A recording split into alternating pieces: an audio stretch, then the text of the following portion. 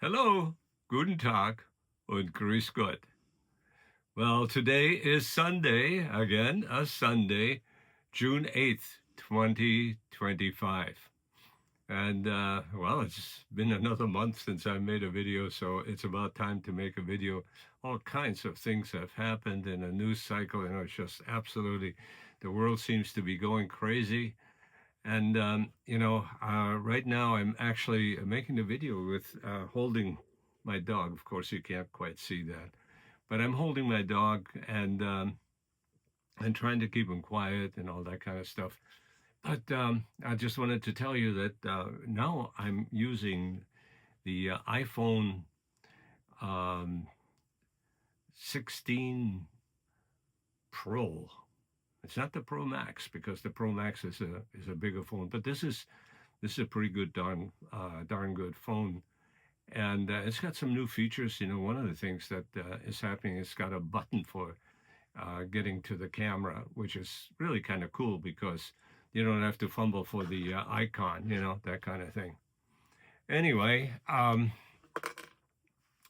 so what is the biggest thing in the news right now? Well, there are a lot of big things in the news. One of the things, of course, is the Trump Musk feud. I mean, this is really degenerated into, a verbal war between two titans. It's kind of like, you know, uh, two titans are pissing on each other. The richest man in the world and the president of the most powerful country in the world are, at loggerheads. I mean, that's kind of crazy if you think about it. What's happening, but evidently President Trump touted the bill that came before Congress and was passed in Congress. Now it's before the Senate, which is the new budget bill, and it's got a bunch of cuts and it's got a bunch of spending. And Elon Musk just went ballistic. He called it an abomination, and because evidently it's got too much spending in it according to his view. So, yeah, does it have too much spending? I don't know. When you're talking about trillions of dollars, moving back and forth, that's just, almost an unimaginable amount of money that has to be moved around. And I don't know how you find in trillions of dollars, how you find and pick out, a million here and a million there. It's like, you know, looking for pennies in a haystack, maybe, that kind of thing. But in any case, so what's going on is that, you know, uh, something bad's happening between them right now. So far, it's only verbal, but there have been threats both ways. For instance, Elon Musk says, well, in that case, I'm going to shut down SpaceX, and the only rocket, that can now take people into space, because none of them are ready, even, from NASA. I guess NASA is working with SpaceX, but Bezos' rocket has not been able to bring the astronauts back from the space station. It was Musk's rocket that brought it back, and so this is the heavy lifting grand poobah of rockets, that ultimately, will probably be a technology that sends people to Mars. So, he's saying, well, screw you, I'm gonna shut that project down. Well, the U.S. has got a huge investment in rocketry right now because we're talking about getting rid of the International Space Station, and that means we have to have some sort of a moon base or something. And then there is a Starlink. What are you going to do with this? So my guess, and of course I don't know the future, but my guess is that what's going to happen is they're going to have to come up with some sort of an agreement between each other. And I think that's totally possible. I was talking with a friend of mine, about this. He thinks, that this is really, over the top, and things will never be good, it's bad for the country and all that kind of stuff. And my view isn't exactly like this. I mean, haven't you ever experienced some sort of a really, as a kid, maybe a really serious altercation between yourself and, well, someone that you considered an enemy? And then when you had the slugfest and you were done with the slugfest, hasn't it turned out that you actually became besties, sometime? I mean, this this kind of a slugfest has been going on for thousands of years. I want to remind you of Gilgamesh and Enkidu. Okay, and if you don't know what that is, that's okay. Because you can Google it. You can go to Gemini or Grok or ChatGPT and get yourself an education on Gilgamesh and Enkidu. These two guys, went at it, really bad, and they became besties. And when Enkidu died, Gilgamesh was distraught as hell, because his best friend had just died. Anyway, I'm diverting a little bit from what I intended to talk about. Uh, well, I mean, this is what's going on right now. So, what is my intention to talk about? It's to talk about what's happening. Well, my conclusion is that that I think it'll all kind of smooth out. They're going to find some common ground. As a matter of fact, there are people working on that right now because you can't have these two guys, being serious about destroying a relationship, that basically moves America's space program forward. So that's what's going on. But you know what? There's some other things that are happening, and one of the biggest things that is not much in the news actually, because it was kind of almost like a side story that the Ukraine, had the audacity to launch a coordinated drone attack deep into Russia, and specifically at about 5 aircraft bases, and consequently destroyed or diminished the capacity of some 40 some strategic bombers, that were sitting somewhere in those airfields, those 5 airfields. And then the story kind of faded away. Okay. And yeah, oh wow, way to go, Ukraine, right? I mean, if you're pro Ukraine, because how could you not be pro Ukraine? When they were invaded by the Russians. Okay. So no matter how you cut it, the Russians started this shit. Anyway. And you can say, oh yeah, hundreds of years ago, Ukraine was part of Russia and all that, all that history that Putin is hung up on. Anyway, he invaded another country that was governed by a different government than his. Okay. So, yeah, well, if you think about it, how in the hell could that have really happened? That was an inside job. Because some of the bases, I guess at least one of them is above the Arctic Circle, somewhere in, near the pole, and that's really strategically important because, hey, that's, like somebody said once, I can almost see Russia, from my backyard, up in Alaska, Oh, poor woman. She got so much shit over that. I'm sorry about that. Anyway, um, so yeah, this is a big deal. Now, I'm not sure how Russia is going to handle this because, you know, uh, was the Ukraine actually capable of doing this by themselves? Maybe we, the U.S. or the CIA, perhaps had a hand in it, and and Putin will know whether there is such a thing, as to whether they had a hand in it. And if that's the case, look out, America. Here comes the retaliation somehow, because if the CIA was able to have cloak and dagger kind of operations within Russia, you can bet your sweet bottom that Russia also has cloak and dagger operations right here in the U.S. You know, maybe sleeper cells will be activated or something. So yeah, they're probably, Russia says, well, we're going to retaliate, and of course, they're probably going to retaliate by doing something really nasty to the Ukrainians. Hope they don't bomb a nuclear power plant. That would be kind of stupid. But regardless, something's going to happen to Ukraine. But I'm also thinking that something can be happening to us.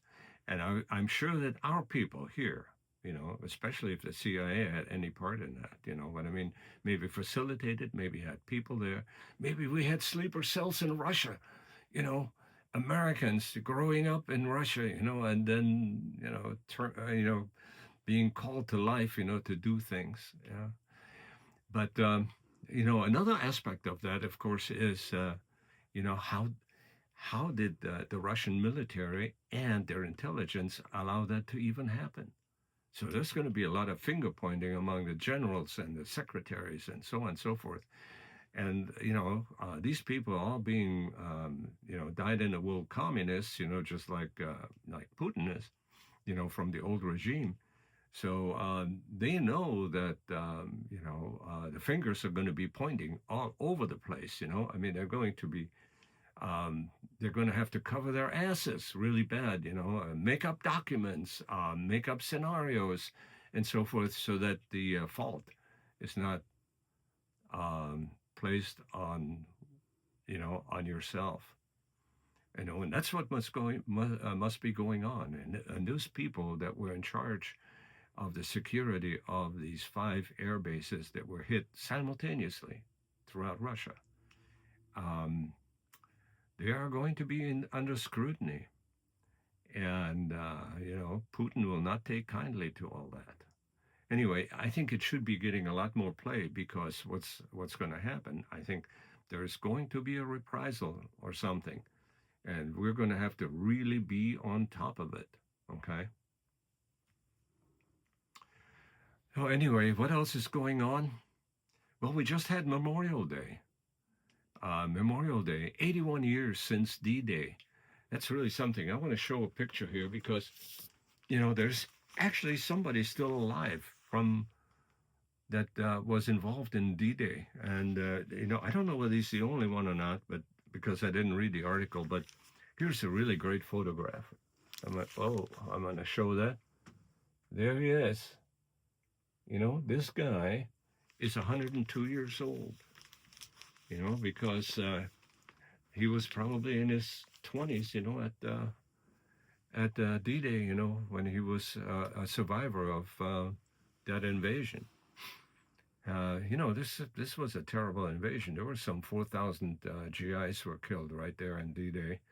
And, about 5,000 wounded, because the Germans, while they may not have been entirely ready for it, and I don't know the details of this to any large extent, I mean, there were enough batteries out there to really cause some damage, and of course the weather sucked too, because some of those amphibian landing craft, actually capsized, because the weather was kind of bad. But, old Ike Eisenhower knew what he was doing, by saying, hey, let's not waffle any longer. Let's get this job done. And it took about a year or so to defeat Germany altogether, So anyway. Yeah, war. Of course, Gaza is still going on, and I don't know. I think that, in my opinion, I think the Jews are really screwing up over there. Of course, I'm no authority on, what's going on between Jews and Hamas and Arabs. But, all I can do is kind of look at it and say, holy crap, why are they bombing Gaza to smithereens, and why is Hamas, still holding hostages? A lot of people are dying over there. There's some 10,000 or so, I think, already dead over this whole fiasco, you know. And did the Jews have uh, a right uh, to try to get the hostages back and do what they think they could do to safeguard their people? Yeah, they did. But do they have to go to the extent, to where this is now, like a genocide, practically? I'm not sure that that's the right thing to do. I'm with Elon Musk on this. Somebody asked him, is how would you stop the conflict in Gaza? And he says, well, it would be really, really hard to do, but a conspicuous act of kindness would probably do it. Anyway, war and the rumors of war, just like, in the apocalypse, it says there will be war and rumors of war before the end days. And of course, according to our relative T.S. Eliot, he said something, and I hope I can quote this properly. He said in his book, The Hollow Man, he said, well, uh, it will not be with a bang, but with a whimper when there is the end of the world. And what's really interesting about that particular quote, because this is kind of what is thought of in the universe. I mean, we call the universe the beginning of it, the Big Bang. And then, from what we can see right now, the heat death, the life of a proton, which is, I don't know, maybe 40 billion years from now. But when the universe runs out of energy, it'll die in a whimper, little at a time. Anyway, yeah, enough about heat death of the universe. I mean, this is kind of. So I want to tell you a really cool story. Okay, so just take a few minutes. I was under Russian occupation, so this was about 1944 or so. Um, uh, my brother Walter was just born. We at the time lived in Czechoslovakia, and the Russians advanced, and I've talked about this before of how they, took the town of Zwickau in what we used to call the Sudetenland, which is now in the Czech Republic or the Slovak Republic. I'm not sure which one, but I looked it up once and they called it Svitavia or something like that, so you can look it up. But Zwickau is where we lived because my dad, sent my mom and us, my brother Heinz and my brother Walter, to relative safety, because the Russians were advancing into Poland. Okay. So, it was a scary time because the Russians had just invaded Zwickau and, the surrounding area. And I think I've talked about this before, but they had like 14 days of plundering rights. For 14 days, they could do anything they wanted to, and did some really bad shit. Okay, so we as a family, we were scared all the time, and I remember it well because I was like 5 years old. Okay, and have really strong memories of the trauma that we went to. Sometimes we for the night, we used to go and hide in the attic, and leave the downstairs empty, And so one day, we came down from the attic, I think, and we heard somebody in the house, okay, that we had rented in Sweethouse. And so my mom went down there, and I followed her, and there was this Russian soldier in the kitchen. And he spoke Russian to my mother. And it didn't seem like a threatening thing. So, my mother also, she could speak Russian. And so she answered him and all that, and they had a dialogue. And it turned out that uh, all he wanted to do is see whether he could find some garlic.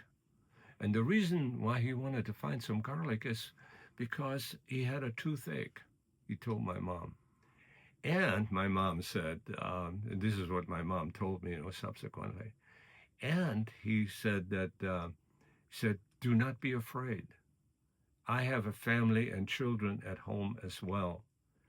All I want to get is, wanted to find is some garlic because I have this really bad toothache. Okay. So my mother rushed to the neighbors and got some garlic, brought some garlic because she didn't have any at home. And so she gave him some garlic and he thanked her and left. Okay, what was remarkable about this incident, is there was this really nice guy, okay?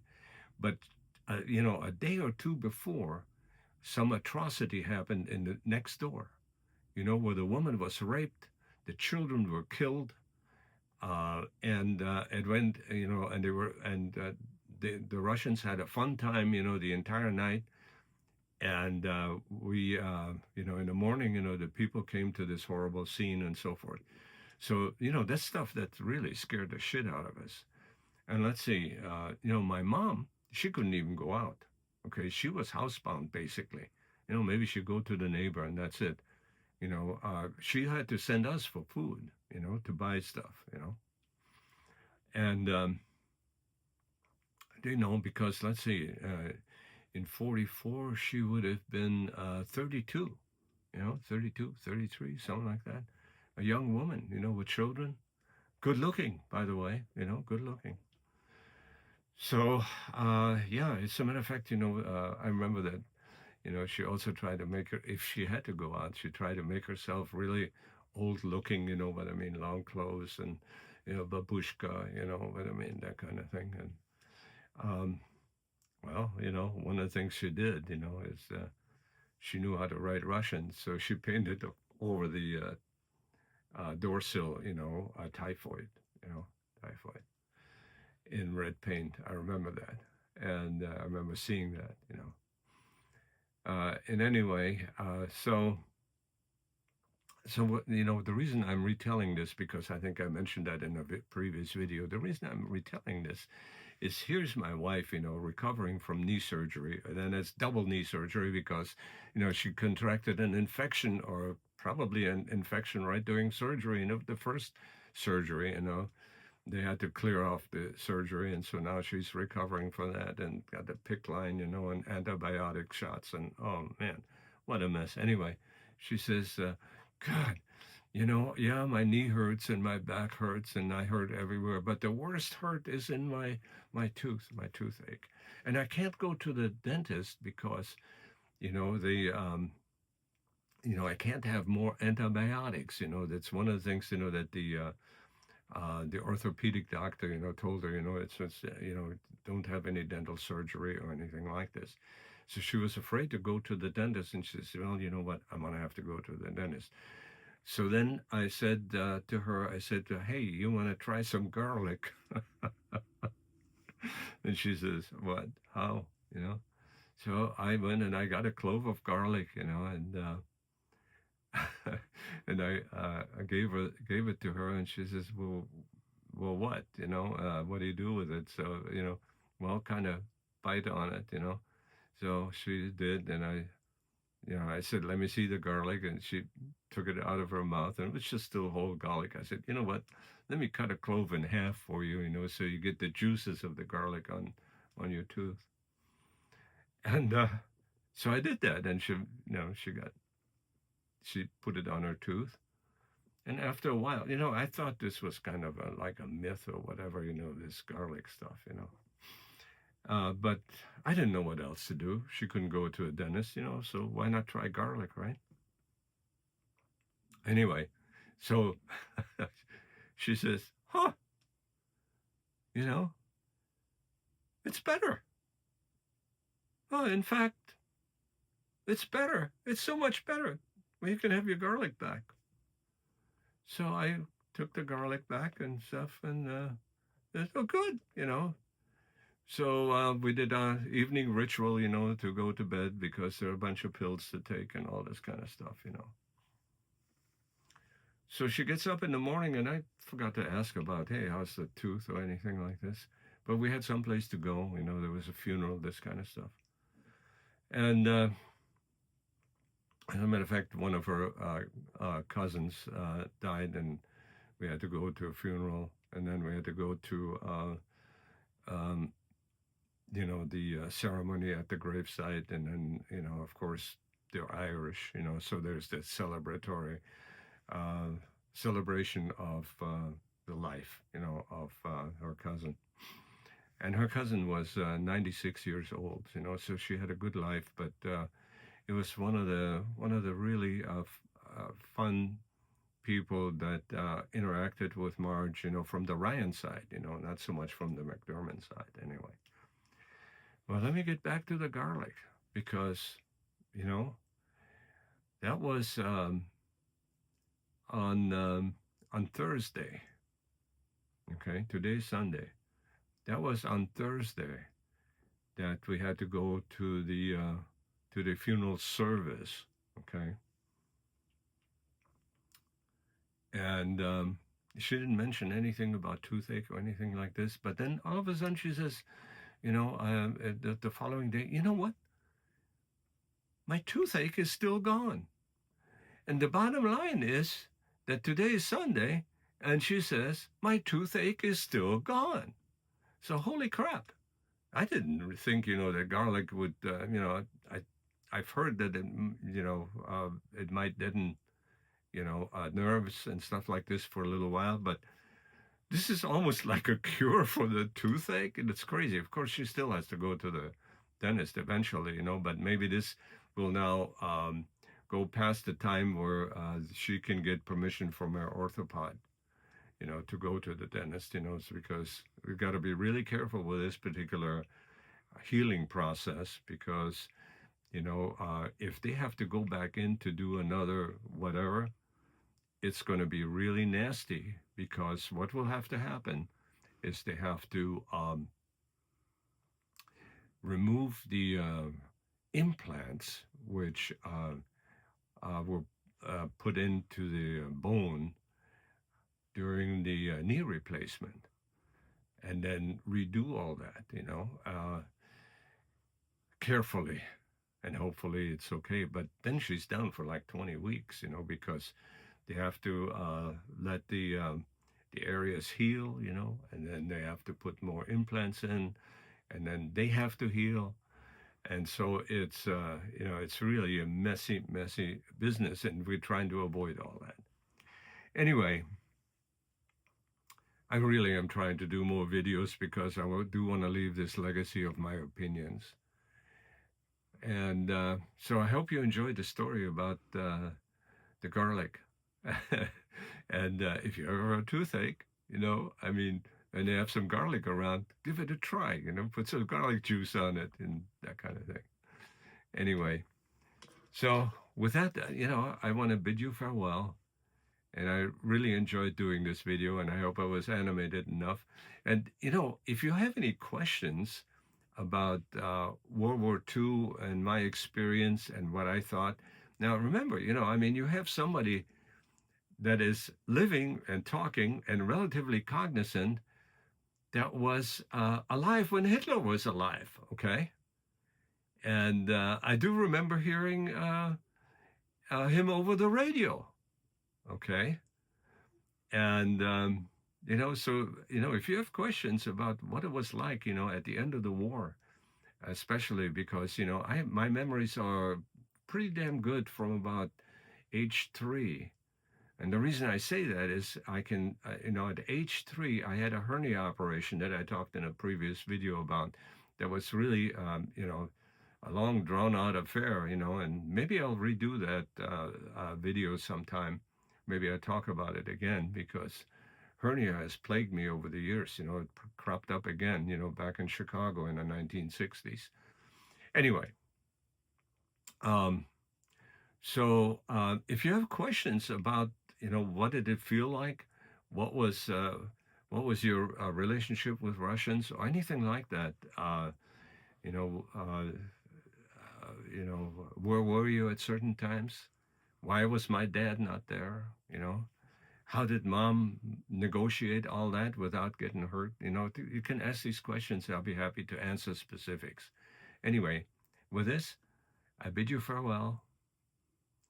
Auf Wiedersehen, and so long.